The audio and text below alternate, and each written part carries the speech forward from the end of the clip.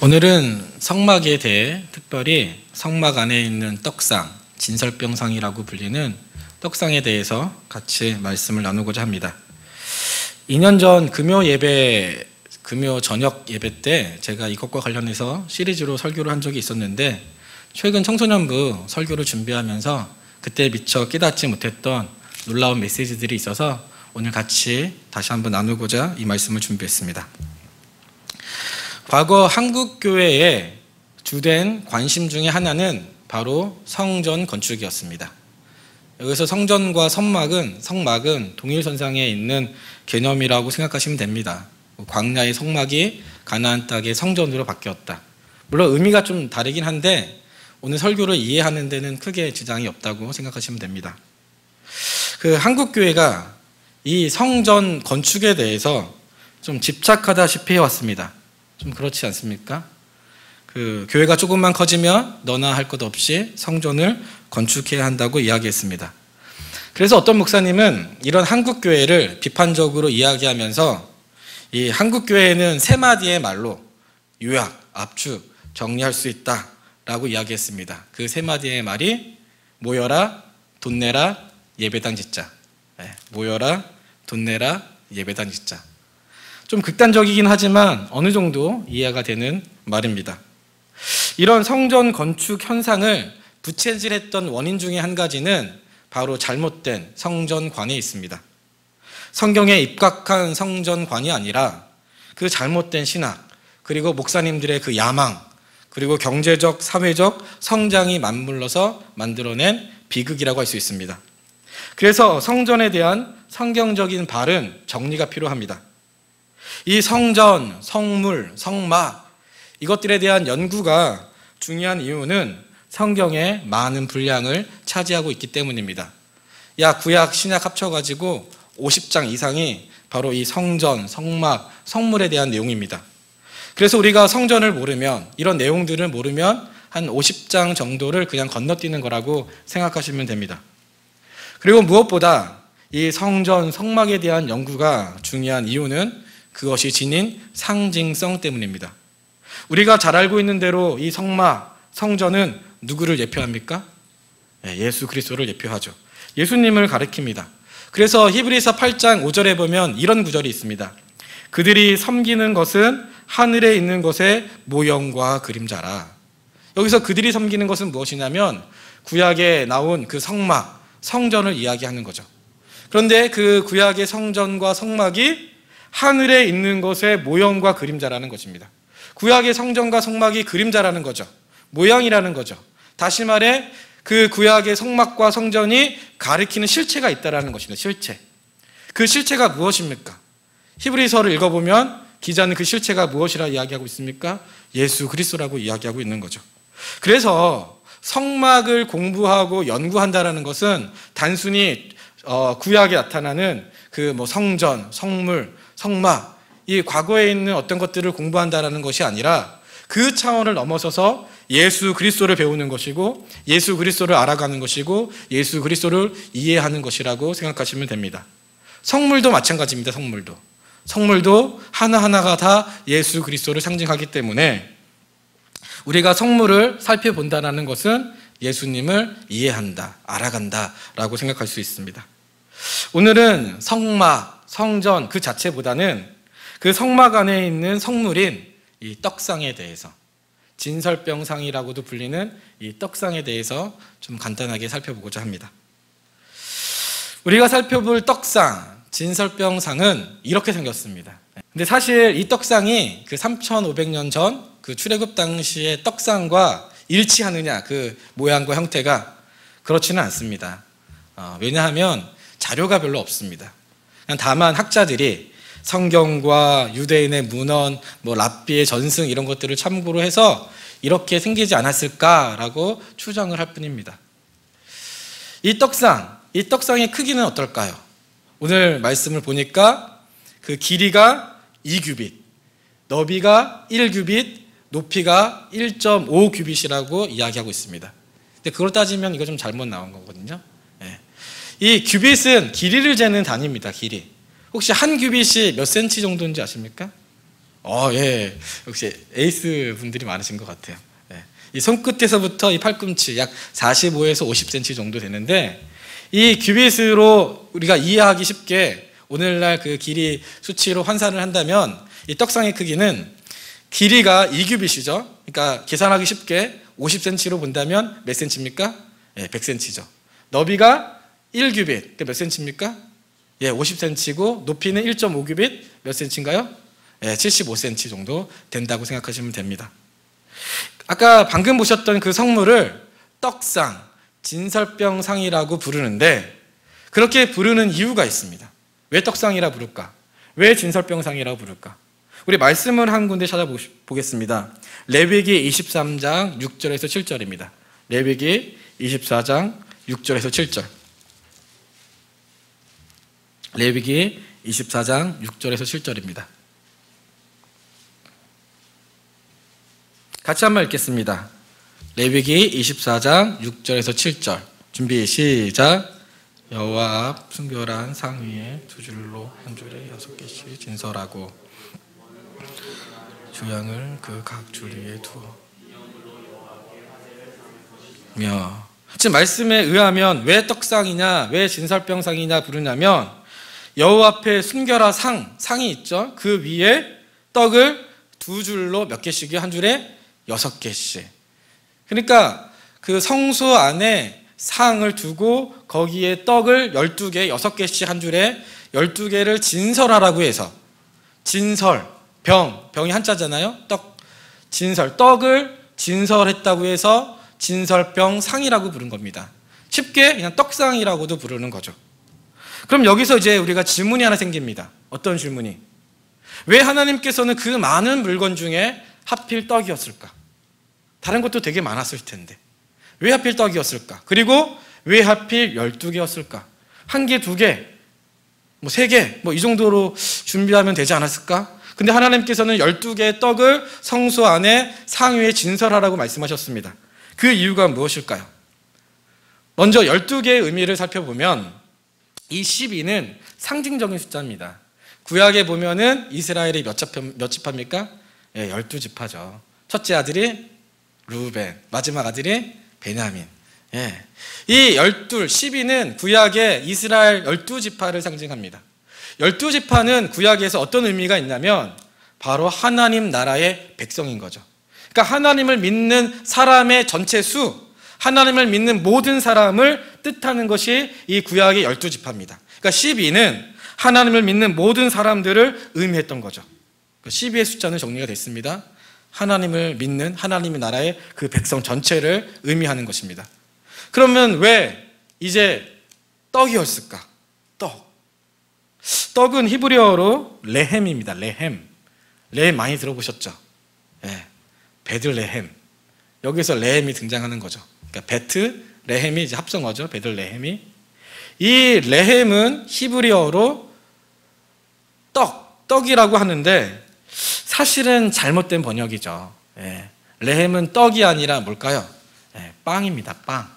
그럼 저한테 빵, 떡 무슨 차이냐 이렇게 물으신다면, 이스라엘 백성의 그 음식 문화, 식문화를 좀 알면 이해가 쉽습니다. 참고로 그럼 왜 한글 성경은 이 레헴을 빵이라 하지 않고 떡이라고 했을까라는 이제 의문이 드는 거죠. 이것은 이제 100여 년 전 그 복음이 한국에 들어와서 성경이 번역될 당시에 우리 선조들이 사실은 빵을 본 적이 없고 빵을 이해한 적이 없죠. 그러니까 빵을 봤을 때 이와 비슷한 게 이제 떡이 있으니까, 그래서 이 빵을 떡으로 이제 번역을 한 겁니다. 그래서 쉬운 성경, 저희 뒤에 보면은 쉬운 성경이 하나씩 있는데 그 성경을 보더라도 이 레헴을 떡이 아니라 빵이라고 번역한 것을 알 수가 있습니다. 어쨌든 이 레헴은 빵인데 왜 빵이라고 아는 것이 중요하냐면, 이스라엘 백성에게 있어서 그들의 주식, 그들의 밥이 바로 빵이었습니다. 빵. 그러니까 우리가 쌀을 먹는 것처럼 이스라엘 백성들은 빵을 먹었던 거죠. 그러니까 빵은 이스라엘 백성에게 있어서 그들에게 가장 중요한 음식이었고, 그들의 생명을 유지하는 가장 기본적인 그 음식이 바로 이 빵이었던 것입니다. 그러니까 이스라엘 백성은 빵이 없으면 살 수가 없는 거죠. 우리가 밥이 없으면, 쌀이 없으면 살 수 없는 것처럼. 그러니까 우리 어떤 분들 그런 분들 있지 않습니까? 이게 간식 많이 먹어도 밥 안 먹으면 밥 안 먹었다고 생각하시는 분들, 물론 저는 아닌데 그런 분들 있죠. 그러니까 이스라엘 백성은 이 빵이 그런 거예요. 빵이 정말 주식이고 그들에게 있어 생명과 같은 거라고 그들은 여기는 거죠. 그런데 흥미로운 것은 하나님께서 그 빵을 12개나 성소 안에 진설하라고 말씀하신 겁니다. 그게 어떤 의미냐? 이 12는 무엇을 상징한다고요? 하나님 나라 백성을 상징한다고요. 전체를 상징한다고요. 빵은 무엇을 상징한다고요? 생명을 상징한다고요. 성소 안은 무엇을 상징합니까? 하나님 앞, 하나님 안. 그렇게 지금 성경 구절로 써 있죠. 여호와 앞에 진설하라고. 그러니까 성소 안에 빵 12개를 진설하라는 것은 하나님 나라 백성의 생명이 누구한테 있다고요? 하나님께 있다라는 거죠. 인간의 모든 생명은 다 하나님께 있다. 그러니까 인간은 하나님을 의지하지 않고서는 살 수 없다라는 것을 이 12개의 빵, 그 성소 안에 진설하는 것이 보여주고 있다라는 것입니다. 마치 포도나무에 가지가 붙어 있을 때 생명을 유지할 수 있는 것처럼. 그렇죠? 나무에 가지가 붙어 있어야지, 연결되어 있어야지 수분과 양분을 공급받아 살아가니까 생명을 가지가 유지할 수 있는 거죠. 그러니까 지난주에 제가 청소년부 때 이런 예화를 들었습니다. 생화. 우리가 보통 살아있는 꽃을 생화라고 그러죠. 여기서 생화는 그 꽃집에서 파는 밑둥이 잘려있는 생화입니다. 그러니까 좋아 말고 생화. 그러니까 우리가 이제 좋아 말고 생화 주세요 하면 이제 그 생화를 주시죠. 살아있는 꽃을 우리가 보통 생화라고 이야기하는데 이제 밑둥이 잘려있는. 근데 우리 한번 엄밀히 생각해 봐야 합니다. 그 밑둥이 잘려있는 생화는 우리가 살아있다고 이야기하지만 엄밀히 말해서 죽은 꽃이죠. 왜냐? 잘려있으니까. 더 이상 양분과 수분을 공급받지 못하니까 시간이 지나면 뭐 오아시스라도 꽂으면 모를까 그냥 두면은 그냥 죽어가는 거죠. 시들어가는 거죠. 우리도 마찬가지죠. 사실은. 인간도. 우리가 살아있는 것처럼 보이죠. 지금은. 옆 사람 뭐 사랑하는 사람도 보이고 뭐 아침에 밥도 먹고 뭐 놀기도 하고 뭐 일도 하시고 살아있는 것처럼 보이지만 우리가 영적인 눈으로 보면 모든 인간은 죄 때문에 어떤 존재입니까?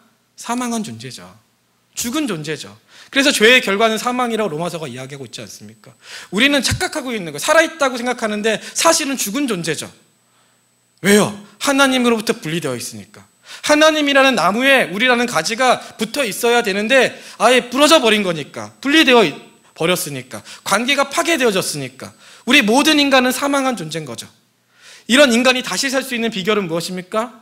하나님이라는 나무에, 예수 그리스도라는 나무에 다시 접붙임되어야 되는 거죠. 우리의 모든 생명은 다 하나님께 있다라는 거죠. 이 진설병, 그 12개 떡, 성소 안에 있다라는 것이 바로 이것을 의미하는 것입니다. 출애굽기를 보면 이 떡상, 이 진설병상, 이 떡, 빵 이것과 관련해서 그 의미를 아주 잘 보여주는 상징물이 하나 등장합니다. 그게 바로 이스라엘 백성이 광야에서 40년 동안 먹었던 그들의 주식 뭡니까? 만나죠. 만나. 이 만나는 이 떡상의 의미를 정말 잘 보여줍니다. 아마 하나님께서 의도하신 게 아닌가 이런 생각이 들 정도인데, 그래서 만나를 좀 살펴보는 거는 이 떡상의 자료가 좀 많이 부족하거든요. 그래서 이 만나를 살펴보는 것은 이 떡상의 의미를 좀 이해하는데 굉장히 도움이 됩니다.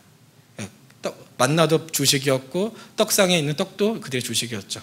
그래서 좀 간단하게 이 만나에 대해서 그들의 밥에 대해서 좀 몇 가지 살펴보고자 합니다. 이 만나, 이 떡, 그들의 주식, 이 만나가 주는 첫 번째 의미는 무엇일까요? 말씀을 좀 한 군데 찾아봤으면 좋겠습니다. 출애굽기 16장 15절입니다. 출애굽기 16장 15절.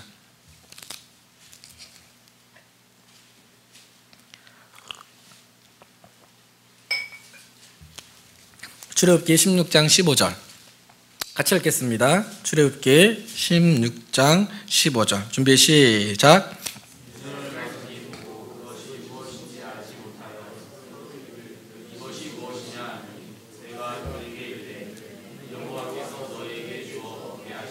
네, 만나. 이제 매출에까지 포함된 건데, 그 만나가 무엇이라고요? 성경에 방금 읽었던 구절에 의하면 하나님께서 여호와께서 너희에게 주어 먹게 하신 양식이라는 거죠. 하나님께서 그의 백성에게 주신 밥이라는 것입니다. 그러니까 만나가 주는 첫 번째 의미는 무엇이냐? 하나님께서는 하나님의 자녀, 그의 백성들의 그 육신의 필요를 채워주시는 분이라는 거죠. 이런 사실을 아는 것이 굉장히 중요합니다. 그러니까 하나님께서는 자신의 백성의 그 배고픔의 문제, 그 육신의 고통의 문제, 현실의 문제, 삶의 문제, 그 실질적인 문제에 대해 관심이 많고 도움을 주기를 원하시고 실제로 그 문제를 해결하시는 분이라는 것입니다. 어떤 분들은 하나님을 우리의 영혼의 문제에만 관심이 많은 그런 분으로 착각합니다. 그러니까 보이지 않는 영역들, 뭐 죽음의 문제라던가 사후의 문제라던가 아니면은 뭐 영혼의 문제라던가, 하나님께서는 이런 것에 관심이 많지 실제 우리가 살아가는 이 땅의 삶에 대해서는 무관심하다라고 생각하는 사람들이 있습니다. 그러니까 하나님과 세상을 이제 이분법적으로 분리하는 거죠. 이런 거를 이제 이실론이라고 하는데, 이렇게 생각하는 사람들이 많습니다. 그러니까 잘못된 거죠. 하나님께서는 오늘 말씀의 첫 번째 만나가 주는 의미를 통해서 보면 우리의 그 먹고 사는 문제, 현실의 문제, 고통의 문제, 우리가 삶으로 부딪히는 그 실질적인 문제까지도 관심이 많으시고 도움을 주시고 먹이시고 입히시고 해결해 주시는 분이시다라는 것을 깨달을 수 있습니다. 그래서 주기도문에 보면 예수님께서 너희에게 내가 이렇게 기도를 알려주겠다 하면서 그 기도의 내용 중에 이런 게 있지 않습니까? 하늘에 계신 우리 아버지여, 이름이 거룩히 받으시오며 나라 임하시며 뜻이 하늘에서 이루어질 것 같이 땅에서 이루어지리라. 오늘날 우리의 일용할 양식을 주옵시고. 그러니까 우리의 일용할 양식을 위해 주님께서도 기도하라는 거죠. 왜요? 하나님께서는 채워주시는 분이시니까. 우리의 배고픔의 문제, 우리의 그 연약함의 문제, 그러니까 가족 중에 하고 근심하고 고통받고 있다면 하나님께 나아가 뭐 해야 되겠습니까? 기도해야죠. 왜? 하나님께서는 우리의 그런 현실의 문제를 도와주시고 관심이 많으시고 해결하기를 원하시는 분이시니까. 저는 개인적으로 교회 안에 가장 안타까운 사람이 누구냐라고 했었을 때, 하나님께서 기도할 수 있는 특권을 우리에게 주셨음에도 불구하고 기도하지 않는 사람이라고 생각합니다. 하나님께서 우리가 주께 간구하고 도움을 구하면, 부르짖으면 그거에 대해서 응답하시겠다고 말씀하셨음에도 불구하고 우리는 그 기도의 특권, 그 간구의 특권, 그것을 사용하지 않는 거죠. 사용하지 않고 엉뚱한 곳에 가서 도움을 청하고 있는 거죠. 제가 저희 어머니께 여러 가지 모습에 참 감사합니다. 점점 나이가 들어가면서 그런 것 같아요.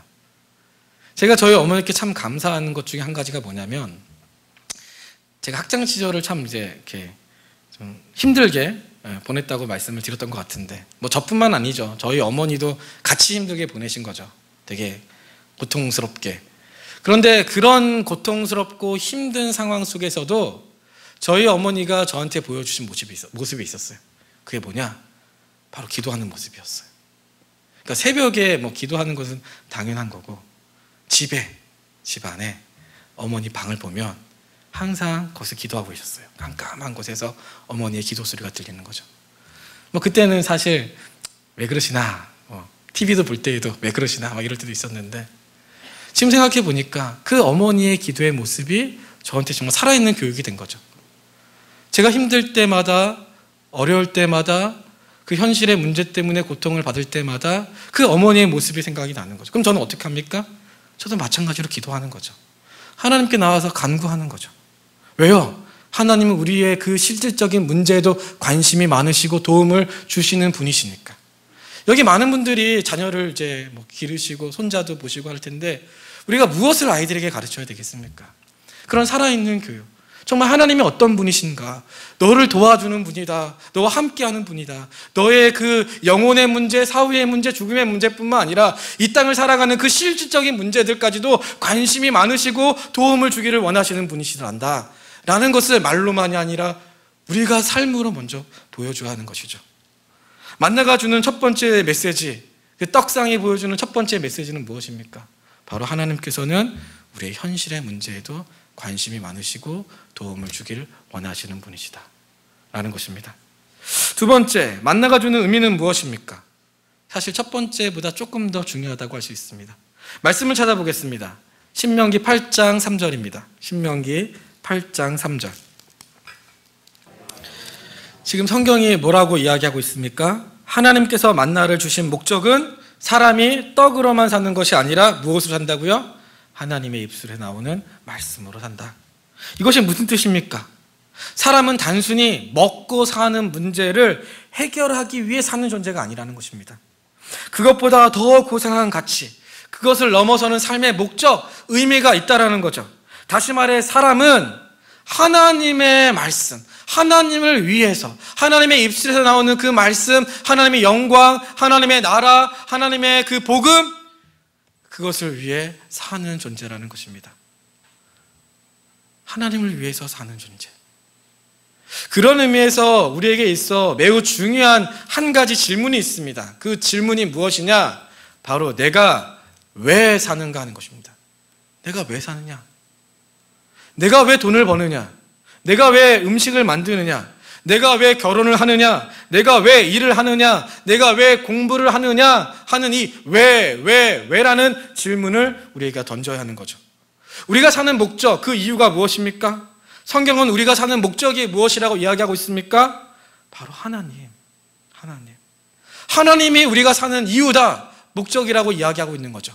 그래서 우리가 잘 알고 있는 고린도전서 10장 31절에 보면은 이렇게 이야기하고 있죠. 그런즉 너희가 먹든지 마시든지 무엇을 하든지 다 무엇을 위해 하라?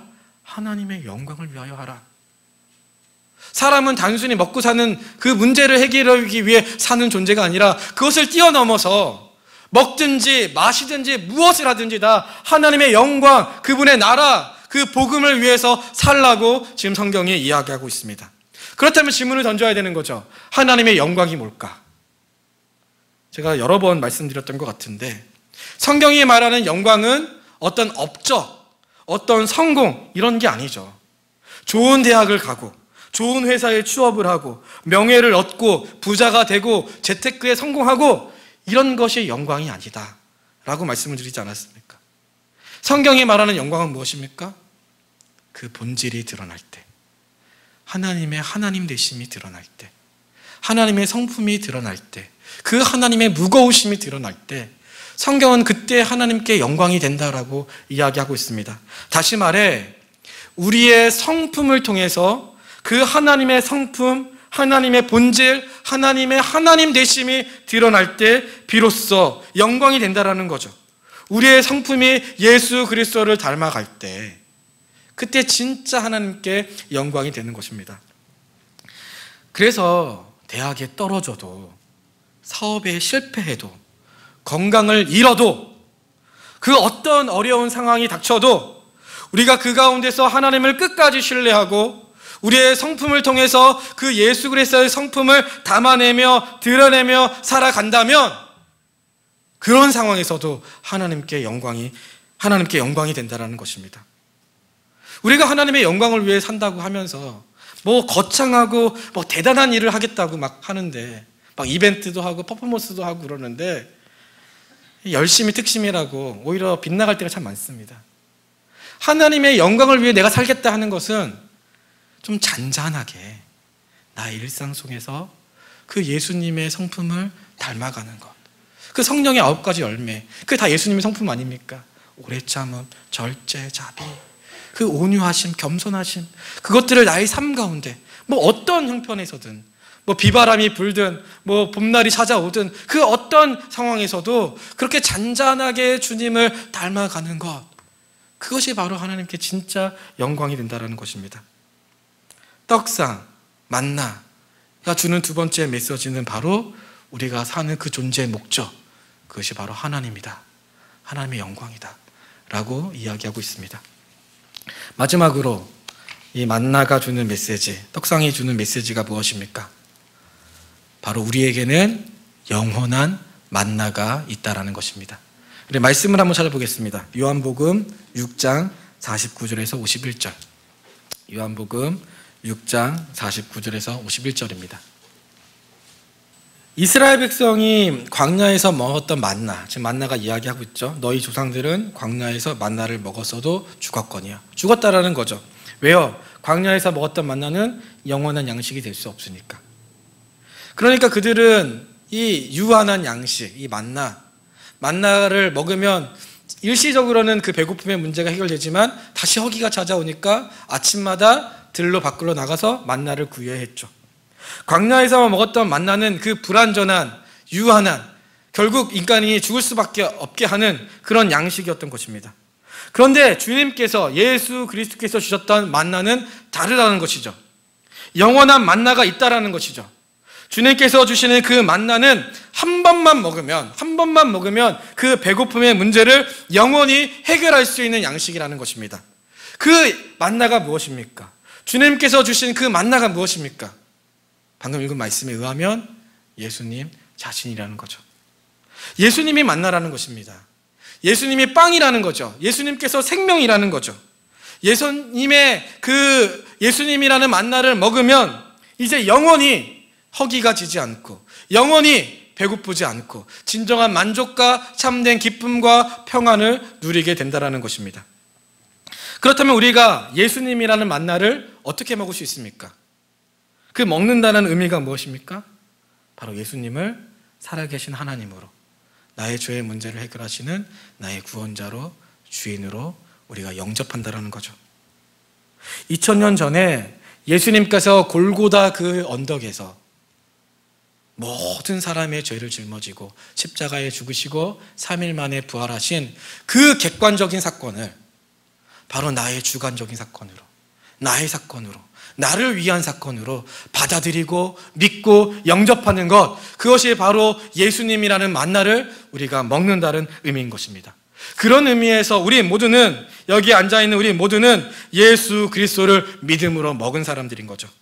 주님이라는 참된 양식을 소유한, 그 양식을 먹은 참된 만족과 기쁨을 누린 사람들이라는 것입니다. 진정한 기쁨을 가진 사람들이죠. 그러니 우리가 너무 엉뚱한 것에 진정한 기쁨과 만족을 우리가 이미 소유하고 있으니까 엉뚱한 것에 관심을 갖고 그 진정한 기쁨이신 예수님을 좀 빼앗기지 않는 그런 삶을 살아가야 하는 것입니다. 참고로 하나님께서 우리에게 바로 이 주님이라는 양식을 먼저 먹이시고 주님을 믿게 하시고 영접하게 하신 그 이유가 있습니다. 늘 말씀을 드리지만 구원에는 사명이 있습니다. 사명. 하나님께서 우리를 먼저 믿게 하신 그 이유가 있다는 거죠. 바로 우리 가족들에게, 우리가 만나는 사람들에게, 우리 주변의 이웃들에게 그 영원한 양식이신, 그 만나이신 예수 그리스도를 증거하는 삶을 살라고 우리를 먼저 믿게 하고 깨닫게 하셨다는 것입니다. 그럼 우리는 어떻게 증거해야 될까요? 먼저 입술로 증거해야죠. 그리고 더 나아가서 바로 예수 그리스도를 닮은 그 성품을 통하여서, 그 주님을 닮는 그 모습을 통하여서 우리 주변의 사람들에게 예수 그리스도를 드러내고 증거해야 하는 것입니다. 그래서 마태복음 5장 16절에 보면 이런 성경 구절이 있습니다. 이와 같이 너희 빛을 사람 앞에 비추게 하여 그들로 너희 착한 행실을 보고 하늘에 계신 너희 아버지께 영광을 돌리게 하라. 예수 그리스도를 닮은 우리의 그 성품을 통하여서 주변 사람들이 하나님을 알고 하나님께 영광을 돌리게 하라고 이야기하고 있는 거죠. 우리는 참된 양식, 영원한 생명이신 그 예수 그리스도를 먹은 사람이고 그 예수님을 또한 증거하는 그 사명을 가진 사람들입니다. 이것이 만나, 떡상이 주는 마지막 세 번째 의미입니다. 사랑하는 성도 여러분, 말씀을 정리하겠습니다. 오늘 우리는 진설병상이라고 불리는 떡상에 대해서 좀 간단하게 살펴보았습니다. 이 떡상이 주는 메시지는 무엇입니까? 하나님께서는 우리의 영혼에 그 보이지 않는 죽음, 사후의 문제뿐만 아니라 우리가 이 땅을 살아가는 그 현실의 문제, 삶의 모든 문제에 대해서도 관심이 많고 도움을 주기를 원하시는 분이시다. 그래 우리가 기도를 해야 되는 거죠. 두 번째, 우리가 사는 목적은 단순히 먹고 사는 그 문제에만 있는 것이 아니라 진정으로 궁극적으로 하나님의 영광과 그 나라를 위해서, 복음을 위해서 사는 존재다. 사실 먹고 사는 것도 다 하나님의 나라와 복음과 연결이 되어 있는 거죠. 세 번째, 우리 모두는 영원한 만나이신 예수 그리스도를 경험한 사람들이고 주님께서는 그것들을 증거하는 삶을 살기 원하신다. 이것이 만나가 주는 메시지입니다. 이 사실을 잊지 않고 늘 은혜 가운데 살아가는 저와 여러분이 되기를 진심으로 축원합니다. 우리 이 시간 같이 찬양 하나, 오늘 부르셨던 그 찬양 부르시고 몇 가지 기도 제목을 따라 기도하는 시간을 갖도록 하겠습니다.